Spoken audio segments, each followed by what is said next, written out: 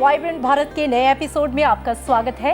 हम लेकर हाजिर हैं देश भर में होने वाले खास महोत्सव, सांस्कृतिक और साहित्यिक गतिविधियों को समेटे आपके अपने कार्यक्रम वाइब्रेंट भारत में। आइए आपको बताते हैं कि आज वाइब्रेंट भारत में हम कहां का सफर करने वाले हैं।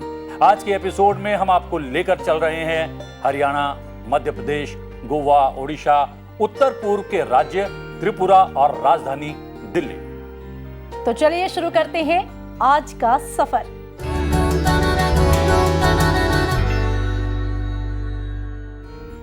आइए प्रतिबिंब शुरुआत करते हैं, आगाज करते हैं और सबसे पहले चलते हैं हरियाणा। जी हाँ, यहाँ के कुरुक्षेत्र, जहाँ भारतीय धर्म और संस्कृति का आधार माने जाने वाली गीता पर केंद्रित एक खास महोत्सव का आयोजन किया गया। जी हाँ, अंतर्राष्ट्रीय गीता महोत्सव के नाम का ये महोत्सव हरियाणा राज्य का सिग्नेचर फेस्टिवल है, जिसके जरिए देश की संस्कृति के रंग देखने को मिलते हैं। साथ ही हिंदू आस्था का आधार गीता का विश्व कल्याण का संदेश भी दुनिया भर में प्रसारित हुआ।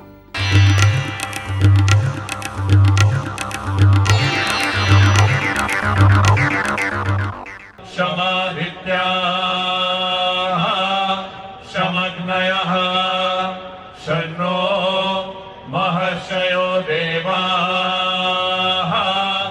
शं देवाः शं बृहस्पतिः।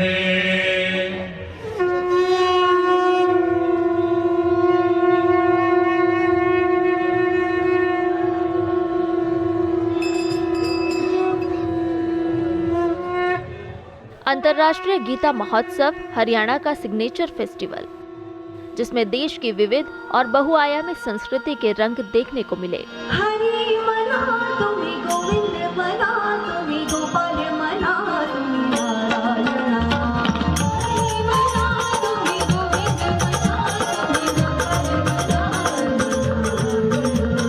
यह फेस्टिवल हरियाणा का सबसे बड़ा फेस्टिवल है, जिसे अब दुनिया भर में अलग पहचान मिल रही है।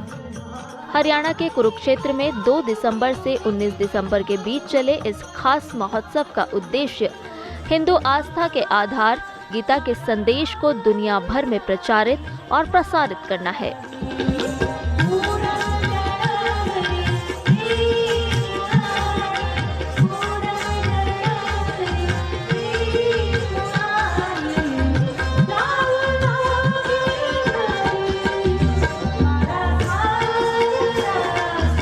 इसके साथ ही एक खास फेस्टिवल देश भर के विभिन्न राज्यों के शिल्पकला और लोक संस्कृति को भी मंच देने का काम करता है, जिसे देखने के लिए लोग ब्रह्म सरोवर के तट पर खींचे चले आते हैं।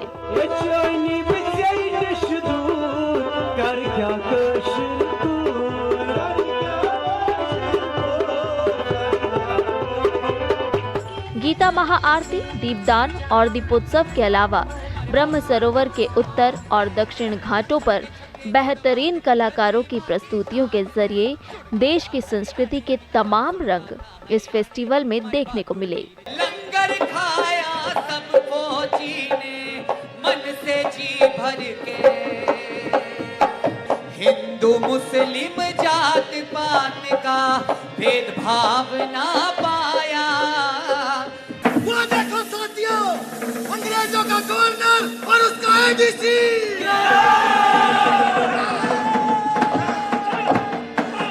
हरियाणा के वीरों ने अंग्रेज को मार भगाया।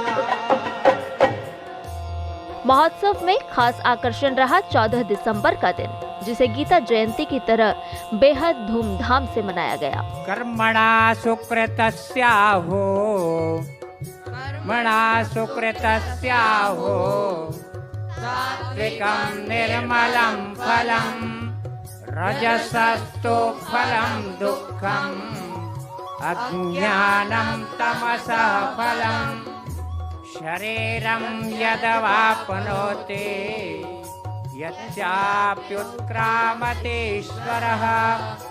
गीता जयंती हिंदू कैलेंडर के मार्गशीर्ष महीने के शुक्ल पक्ष के 11वें दिन शुक्ल एकादशी को मनाई जाती है।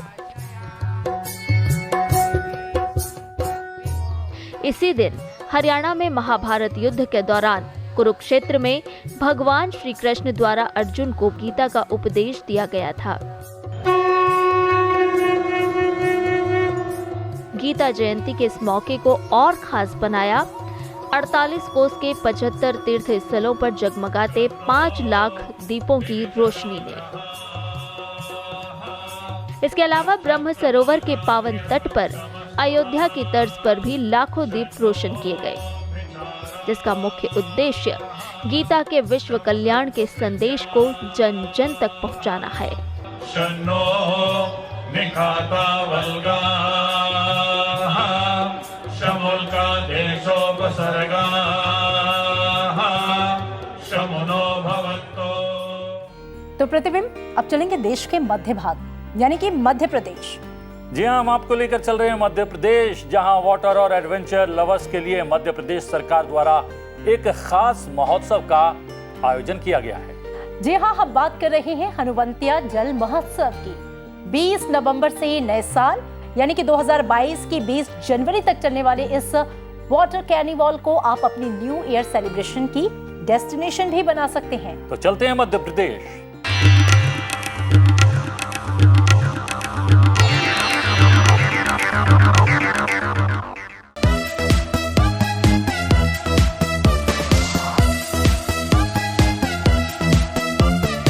मध्य प्रदेश का वाटर कार्निवल। हनुवंतिया जल महोत्सव इन दिनों पर्यटकों को खूब लुभा रहा है।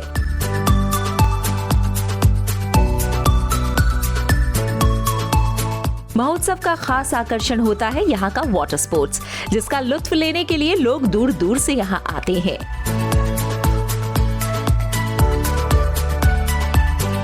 वहीं पर्यटकों के लिए हनुवंतिया के टापू पर खास तौर से टेंट सिटी को सजाया जाता है, जिसमें लग्जरी रूम्स के साथ कॉर्पोरेट सम्मेलनों के लिए एसी हॉल की भी सुविधा होती है। एमपी में मिनी गोवा के नाम से मशहूर हनुवंतिया इंदिरा सागर बांध के बैक वाटर में बना एक टापू है, जहां जल महोत्सव की शुरुआत 2016 में हुई थी। उसके बाद से हर साल यहां आयोजन हो रहा है।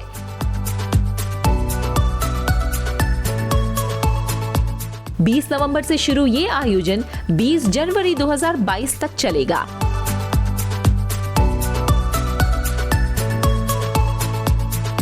तो अगर आप न्यू ईयर के लिए कुछ नया या एडवेंचरस करने का मन बना रहे हैं, मध्य प्रदेश का हनुवंतिया का जल महोत्सव वो जगह हो सकता है।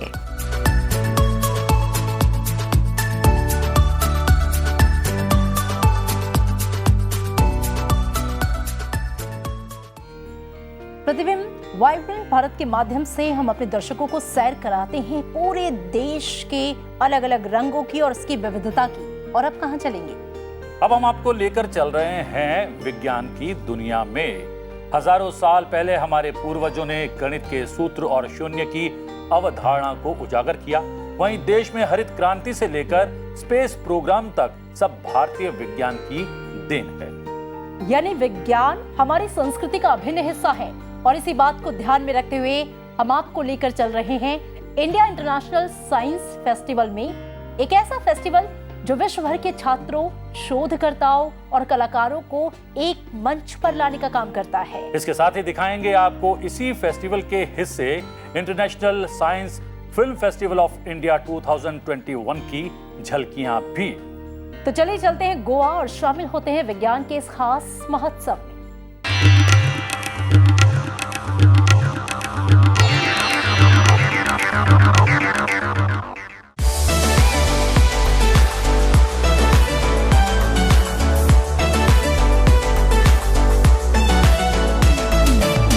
समृद्ध भारत के लिए विज्ञान प्रौद्योगिकी में रचनात्मकता का जश्न मनाता भारत का ये विज्ञान महोत्सव विश्व भर के छात्रों, शोधकर्ताओं और कलाकारों को एक मंच पर लाने का काम करता है। IISF 2021 का आयोजन विज्ञान भारती के सहयोग से MOES विज्ञान और प्रौद्योगिकी विभाग, जैव प्रौद्योगिकी विभाग, वैज्ञानिक और औद्योगिक अनुसंधान परिषद द्वारा संयुक्त रूप से किया गया। गोवा के पणजी में 10 से 13 दिसंबर तक चले इस महोत्सव की थीम रही celebrating creativity in science, technology and innovation for prosperous India.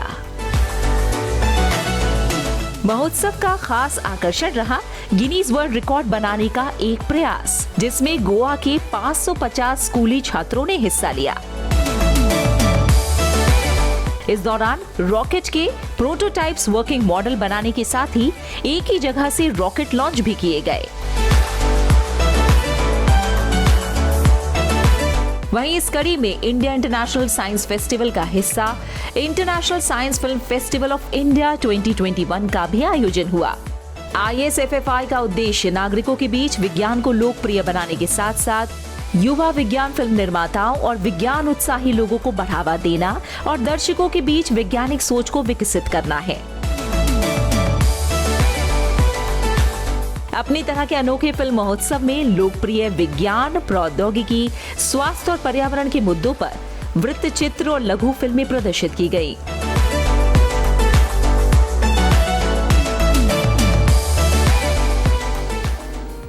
और अब रुख करते हैं राजधानी दिल्ली का, और अवसर था केंद्रीय मंत्री स्मृति जुबिन ईरानी द्वारा लिखी पुस्तक के विमोचन कार्यक्रम का।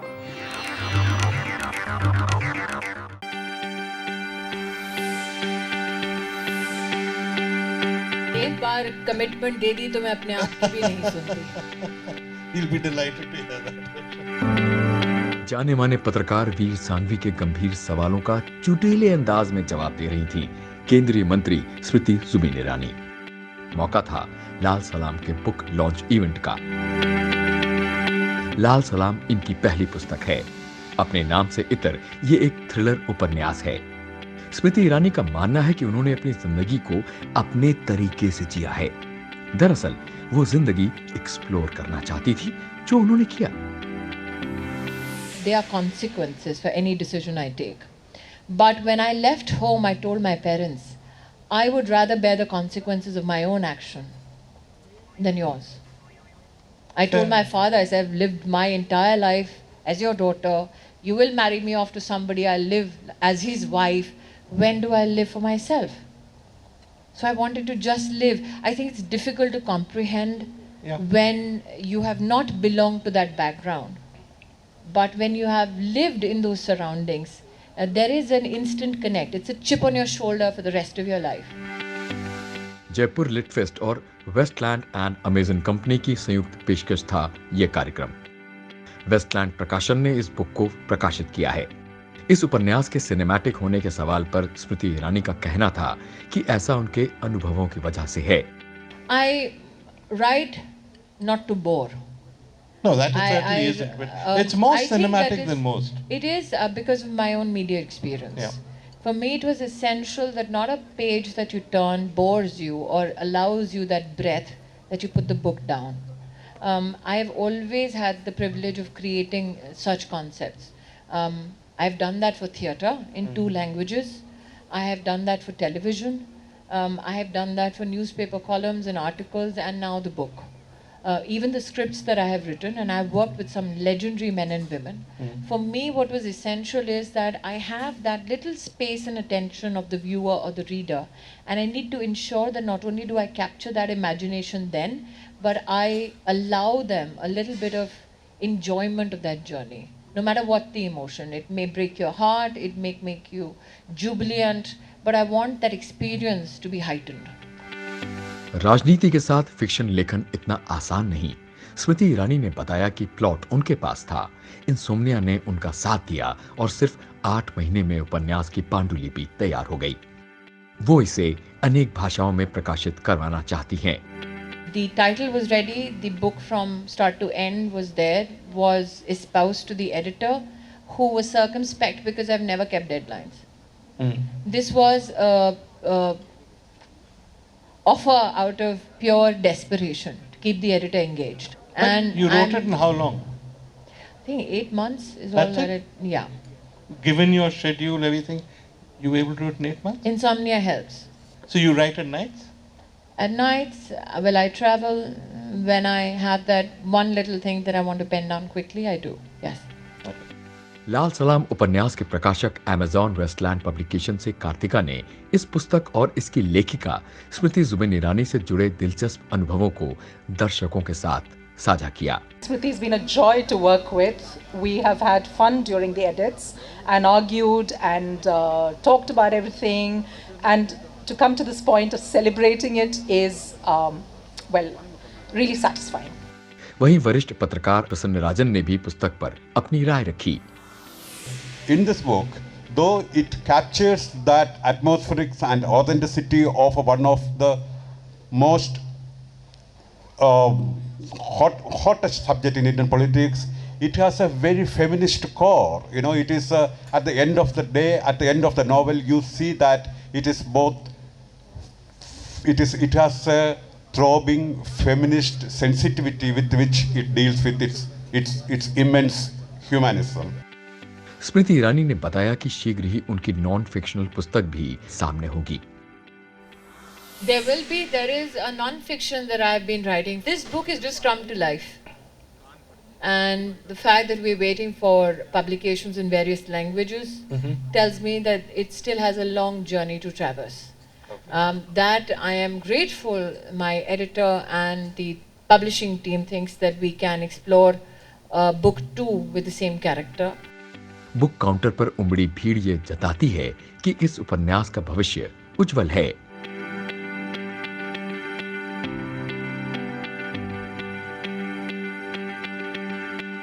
अमृता, अब रुक कर लेते हैं पूरब का और चलते हैं ओडिशा। बिल्कुल, ओडिशा जहां भुवनेश्वर में देश के प्रतिष्ठित साहित्य महोत्सवों में एक कलिंग साहित्य महोत्सव के 8 एडिशन का आयोजन हुआ, जिसमें देश के 300 से ज्यादा प्रतिष्ठित लेखक, कवि, कलाकार और वक्ता शामिल हुए।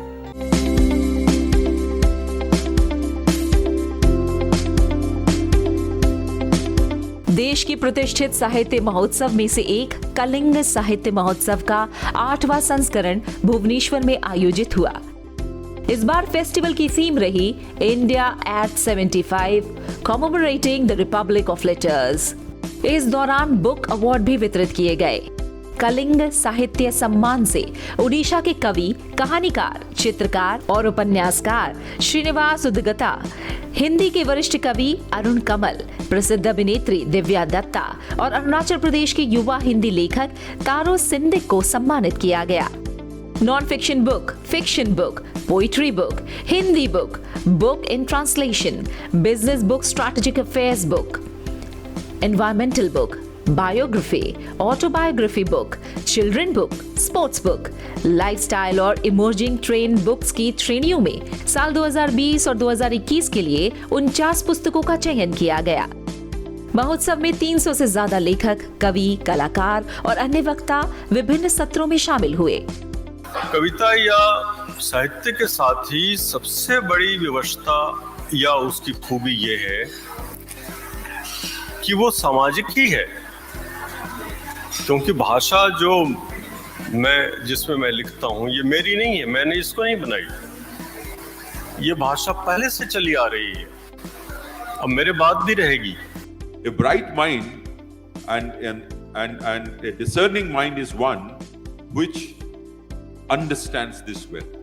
If someone is saying something, you have to understand the background and the context against which he is saying. Festival में केंद्रीय मंत्री हरदीप सिंह पुरी और गजेंद्र सिंह शेखावत भी जुड़े।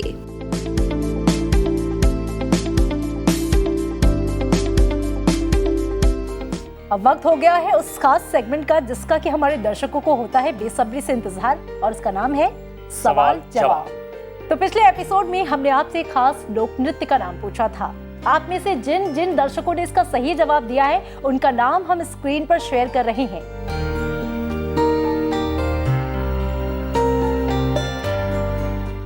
ये लोक नृत्य है होजागिरी, जिसके बारे में विस्तार से जानने के लिए आइए चलते हैं त्रिपुरा।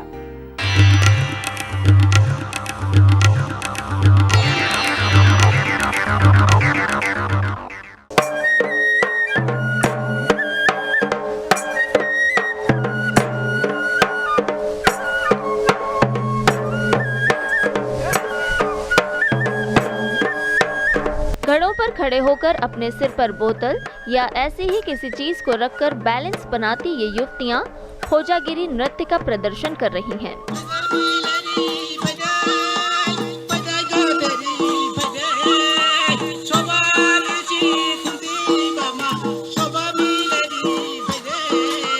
त्रिपुरा के प्रसिद्ध लोक नृत्यों में से एक खोजागिरी विशेष तौर पर रियांग कबीले के द्वारा लक्ष्मी पूजा के दिन किया जाता है। खोजागिरी नृत्य में समन्वय, धीरज और संतुलन का बड़ा महत्व है।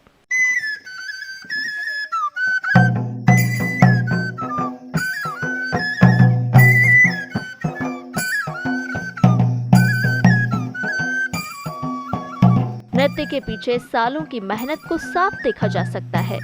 नृत्य के दौरान युवतियां कलश पर खड़ी होती हैं और सिर पर बोतल रखकर नृत्य करती हैं।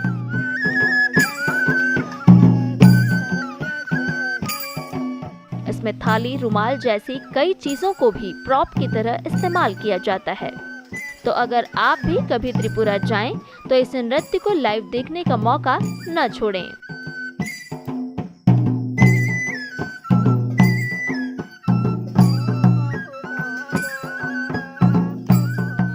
और इस सप्ताह के लिए आपका सवाल, आप अपनी स्क्रीन पर जिस कला को देख रहे हैं, आपको उसका नाम और संबंधित राज्य का नाम बताना है। आप अपना जवाब स्क्रीन पर दिए जा रहे पते पर भेज सकते हैं। सही जवाब देने वालों के नाम हम अपने अगले एपिसोड में जरूर शेयर करेंगे। इसके अलावा आपके आसपास कोई भी ऐसा महोत्सव, लोक पर्व या खास आयोजन होता है जिसके बारे में आप जानते हैं और दुनिया को, देश को बताना चाहते हैं, तो उसकी एक झलक हमें आप इस दिए गए पते पर लिखकर भेज दीजिए। अमृता, वाइब्रेंट भारत में चलते चलते सुनाते हैं वियतनाम डेलीगेशन के सम्मान में आयोजित सांस्कृतिक संध्या में हुई खास प्रस्तुति को। तो आप इस प्रस्तुति के मीठे स्वर का लुत्फ उठाइए और हमें दीजिए इजाजत। नमस्कार। जी हाँ, वाइब्रेंट भारत में आपसे फिर भेंट होगी। फिलहाल हमें आज्ञा दीजिए। नमस्कार।